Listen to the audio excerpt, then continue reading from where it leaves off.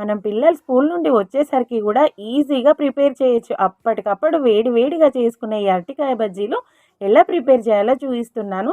ఒక కప్పు సగము శనగపిండి అండి, పావు కప్పు బియ్యం పిండి, కొద్దిగా వాము తీసుకోవాలండి, ఒక టీ స్పూన్ సగము కారం పొడి, ఒక టీ స్పూన్ సాల్ట్, చిటికెడంతా సోడా అండి, వంట సోడా వేసి వీటిని కలపాలండి. ఇలా పిండిలో మొత్తము కలుపుకొని మనము కొద్ది కొద్దిగా వాటర్ పోసుకుంటూ దీన్ని కలుపుకోవాలన్నట్టు. ఇది పిండి మొత్తం కలిసిన తర్వాత ఇలా కొన్ని కొన్ని వాటర్ వేసుకుంటూ కలపాలి.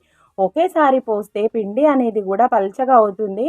కొద్దిగా గట్టిగా కాకుండా పల్చగా కాకుండా పిండి అనేది పర్ఫెక్ట్గా వచ్చేటట్టు చూసుకుంటూ ఉండలు లేకుండా మంచిగా కలుపుకోవాలండి. ఈ అరటికాయ బజ్జీలు అనేటివి చాలా టేస్టీగా ఉంటాయండి, క్రిస్పీగా వస్తాయి. మనము ఇక్కడ కొద్దిగా బియ్యం పిండి అని వంట సోడా తీసుకున్నాం కదా. ఇప్పుడు అరటికాయను ఇలా తొడిమె తీసేసి మనము నైఫ్తోన కొద్ది కొద్దిగా ఇలా మొత్తము పొట్టు అనేది తీసేయాలండి.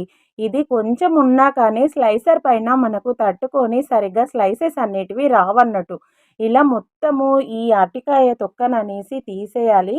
ఇలా తీసిన తర్వాత చూడండి అటు ఇటు ఇది వాటర్లో నల్లగా అవుతుంది, అలా ఏం వేసుకోకుండా డైరెక్ట్ చేసుకోవాలండి.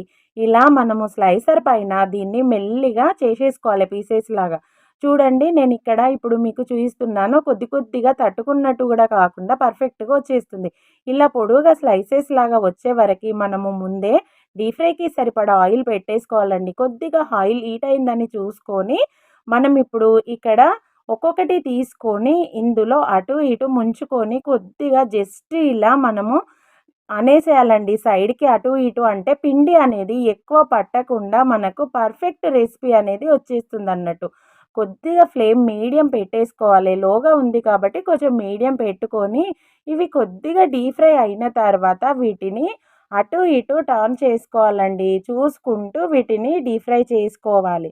మనకు ఇలా క్రిస్పీగా టేస్టీగా అరటికాయ బజ్జీలు చాలా టేస్టీగా ఉంటాయండి. ఇవి గోల్డెన్ బ్రౌన్ కలర్ వచ్చేంత వరకు చూసుకొని అనాలి. ఫ్లేమ్ ఎక్కువగా పెట్టినా ఆయిల్ ఎక్కువ హీట్ ఉన్నప్పుడు వేసినా కానీ ఈ బజ్జీలు అనేటివి మనకు మాడిపోతాయి. పర్ఫెక్ట్ రెసిపీ అనేది కూడా రాదు మనకి. పిల్లలైతే వీటిని చాలా ఇష్టపడతారండి. టీ టైంలో స్నాక్స్కి కూడా చాలా టేస్టీగా ఉంటాయి.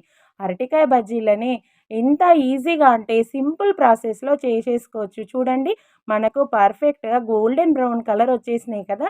ఇప్పుడు వీటిని మనము సర్వ్ చేసుకొని వీటిని ఒక్కొక్కటి ఆనియన్తో కానీ తింటే చాలా టేస్టీగా ఉంటుందండి. ఈవినింగ్ టీ స్నాక్స్ టైం లాగా ఉంటుంది అన్నట్టు. మీరు కూడా చేసి రెసిపీ ఎలా ఉందో చెప్పండి.